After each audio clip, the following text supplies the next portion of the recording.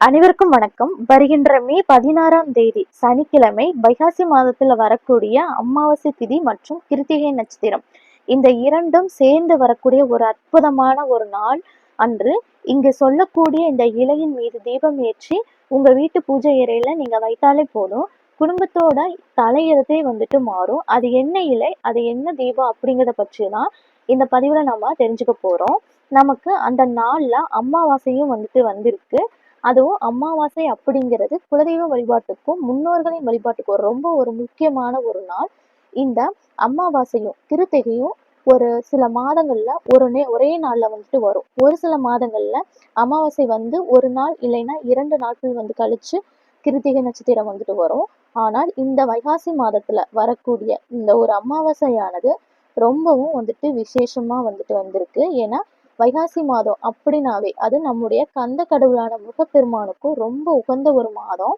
அது ஏன் தெரியுமாங்க? இந்த வைகாசி மாதத்துல வரக்கூடிய விசாக நட்சத்திரத்துலதான் வந்துட்டு இந்த முருகப்பெருமான் வந்துட்டு அவதரிச்சதா வந்துட்டு சொல்லப்பட்டிருக்கு. அப்படிப்பட்ட முருகப்பெருமான் கலியுக தெய்வமா இருக்கக்கூடிய நம்ம முருகப்பெருமானுக்கு உகந்த இந்த ஒரு வைகாசி மாதத்துல வரக்கூடிய எந்த ஒரு விசேஷ நாளாக இருந்தாலும் அதை வந்து நம்ம தவற விட்டுடவே வந்துட்டு கூடாது. இந்த புதுசா வந்துட்டு பிறந்திருக்கக்கூடிய பராபவ வருடத்தோட முதல் தமிழ் வருஷத்துல வரக்கூடிய மே 15ஆம் தேதி வைகாசி மாதம் வந்துட்டு பிறக்கின்றது. வைகாசி மாதத்தோட 2வது நாள் மே 16ஆம் தேதி தான் வந்துட்டு நமக்கு அமாவாசையும் வந்து கிருத்திகை நட்சத்திரமும் சேர்ந்து வந்திருக்குது.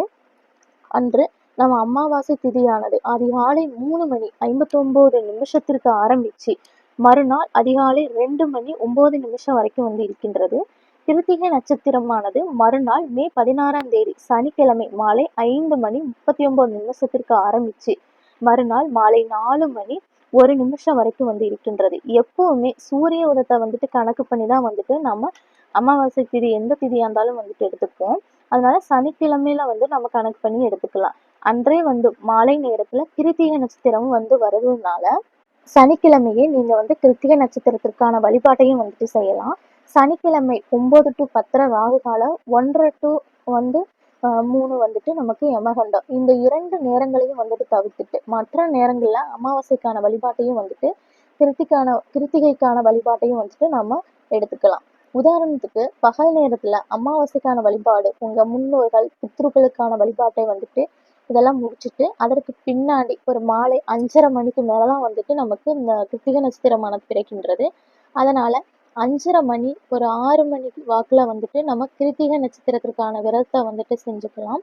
காலையில நல்ல நேரம் வந்து 7:30 to 8:30 வரையும், அதற்கு பிறகு மதியம் வந்துட்டு நமக்கு 12 மணில 1 மணிக்குள்ள அந்த டைம்ல நம்ம அமாவாசைக்கு உண்டான முன்னோர்களுக்கு படைகள் போட்டு வழிபாடு பண்ணுவது, காக்கைகளுக்கு வந்துட்டு சாதம் வைக்கிறது மற்றும் பித்ருக்கள் வழிபாடு, இந்த மாதிரி எல்லாத்தையும் வந்து செஞ்சுக்கலாம்.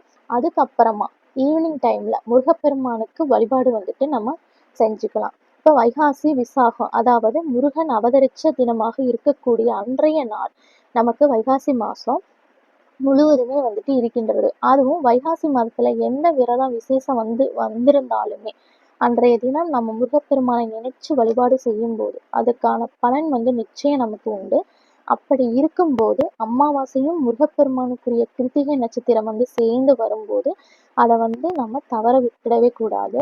அதாவது பகல் முழுக்க நம்மளோட பாவங்களையும் பித்ரு சாபங்களையும் போக்குவதற்கான வழிபாட்டையும் மாலை நேரத்துல நமது வாழ்க்கையை புரட்டி போடக்கூடிய முருகப்பெருமானுக்குரிய விரதத்தை வந்துட்டு கடைபிடிப்பதையும் நம்ம செஞ்சாலே அதுவும் ரொம்ப விசேஷம்தான்.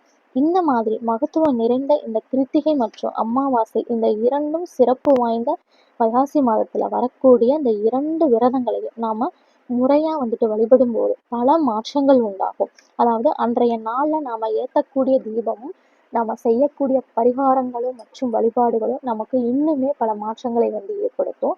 இப்ப நாம கோவிலுக்கு போயிட்டு வழிபாடு செய்வதை விட கோவில்களில் இறைவன் சன்னதிக்கு முன்னாடி ஒரு தீபம் வந்து ஏற்றி வச்சுட்டு வழிபாடு செய்யும் போது முழுமையாக வழிபட்ட பலன் வந்து நமக்கு கிடைக்கும்.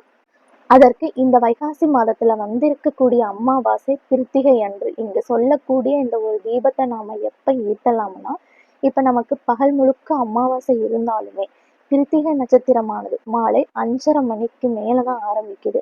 அதனால மாலை 6 மணிக்கு மேல வீட்டுல பூஜை அறையில இந்த ஒரு இலையை பயன்படுத்தி ஒரே ஒரு தீபம் மட்டும் ஏற்றி வச்சாலே போதும். முதலில் சனிக்கிழமை அப்படின்னாவே அது மகாவிஷ்ணுவுக்கும் உகந்தது. அதனால பெருமாள் திருமால் இவங்களுக்கும் உரிய ஒரு நாள் என்றே சொல்லலாம்.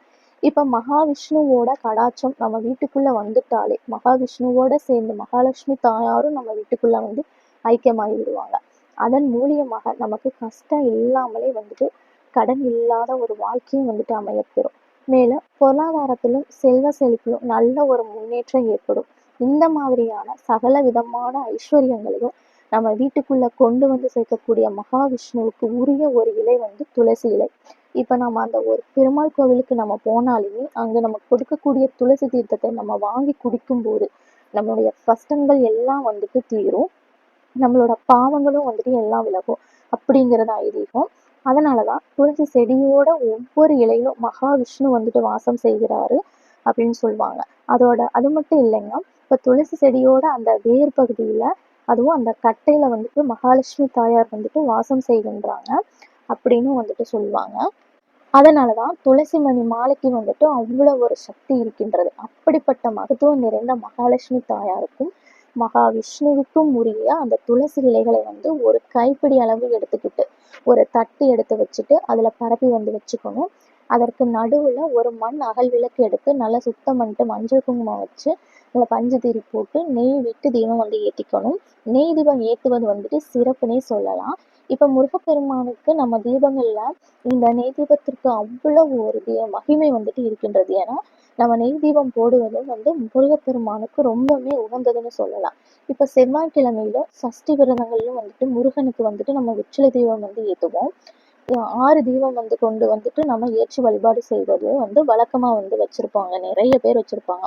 அப்படி இருந்தாலும் பரவாயில்லைங்க, நீங்க முருகப்பெருமானுக்காக ஒரு தீபம் வந்து ஏத்துறீங்கன்னா அது வந்துட்டு நீங்க அது மாவிளக்கு தீபம் போட்டாலும் சரி, இல்லைன்னா பரிகாரத்துக்கு நீங்க எந்த ஒரு தீபம் போட்டாலும் சரி, அந்த தீபத்துக்கு இணையாக நீங்க நெய் தீபம் போடும்போது முருகப்பெருமானுடைய கடாட்சம் வந்துட்டு நமக்கு நேரடியாக கிடைக்கும் என்பது ஐதீகம்.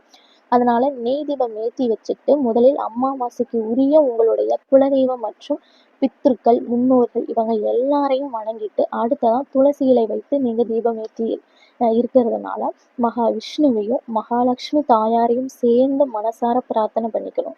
இப்போ உங்களுக்கு எந்த ஒரு கோரிக்கை வந்துட்டு நடக்க வேணுமோ அதை வந்துட்டு நீங்க பிரார்த்தனைகள் பண்ணிட்டு முன்னாடி வந்துட்டு வைங்க. அடுத்ததா முருகப்பெருமான் அவர்கிட்ட நீங்க அவதரிச்ச இந்த வைகாசி மாதத்துல வந்திருக்கக்கூடிய இந்த கிருத்திகை விரதம் அன்று என்னால முடிந்த அளவிற்கு ஒரு நெய் தீபம் ஏற்றி வச்சிருக்கின்றேன். அதுவும் இந்த வைகாசி மாதத்துல இருந்து எங்களுடைய வாழ்க்கையானது ஒரு ஒளிமயமா மாறணும். மேலும் பிறந்திருக்கின்ற இந்த பராபவ வருடத்துல பல மாற்றங்கள் நடக்கணும்னு மனசார முருகப்பெருமானிடம் வந்துட்டு வேண்டிக்கோங்க. அது மட்டும் இல்லைங்க, முருகப்பெருமானை வந்துட்டு நம்பும் போது எந்த ஒரு விதமான கஷ்டமா இருந்தாலும் அது விலகி ஓடிடும்னே சொல்லலாம். அதாவது நம்முடைய ஒட்டுமொத்த கஷ்டங்களும் ஒரே நேரத்துல விலகணும்னா நாம் கண்டிப்பா முருகப்பெருமானை வணங்கினாலே போதும். இப்படிப்பட்ட முருகப்பெருமானுக்குரிய இந்த வைகாசி மாதத்துல அமாவாசையும் கிருத்திகையும் சேர்ந்து இருக்கக்கூடிய இந்த நாள்ல துளசி இலைகளின் மீது நெய் தீபத்தை ஏற்றி வச்சுட்டு நீங்க வணங்கும் போது கண்டிப்பா உங்க கோரிக்கை எதுவாயினும் அதை வந்து கண்டிப்பாக முருகப்பெருமான் நிறைவேற்றி வைப்பாரு. ஒரு எதிர்பாராத மாற்றங்கள் எல்லாம் நடக்க ஆரம்பிக்கும். இந்த தீபத்தை கிருத்திகை நட்சத்திரம் பிறந்த பிறகு ஏத்துங்க. குறைந்தது ஒரு அரை மணி நேரத்துல இருந்து 1 மணி நேரம் வந்து எரிய விடுங்க. அதற்கு பிறகு நீங்க வந்துட்டு குளிர வச்சிடுங்க. மறுநாள் அகல் விளக்கை எடுத்து நீங்க அதை சுத்தம் பண்ணிட்டு திரும்பவும் யூஸ் பண்ணிக்கலாம். இந்த துளசி இலைகளை வந்துட்டு கால்படாத இடத்துல வந்து வச்சிடுங்க. அதனால கண்டிப்பா நம்பிக்கையோட இந்த தீபத்தை ஏத்துங்க. முருகப்பெருமானோட கடாட்சமும் மகாவிஷ்ணுவோட கடாட்சமும் மகாலட்சுமி தாயோட கடாட்சமும் உங்களை வந்து அடையும். மீண்டும் வேறொரு பதிவை சந்திக்கும் வரை நன்றி, வணக்கம்.